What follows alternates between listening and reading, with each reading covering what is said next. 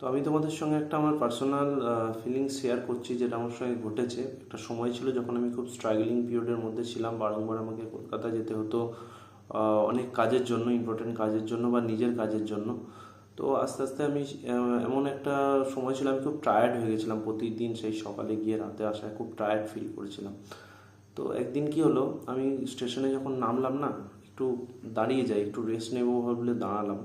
কিন্তু মানে কি বলবো তোমাকে, আমি এটা থেকে অনেক শিক্ষা পেয়েছি। আমি যখন দাঁড়ালাম সেই ভারী ব্যাগটা পিঠে নিয়ে, যখন বাকি মানুষগুলো আমার পাশ দিয়ে চলে গেল স্পিডে, আমি জাস্ট দাঁড়িয়ে একবার 360 ডিগ্রি মুভ হয়ে গেলাম তাদের ঠেলাঠেলির জন্য।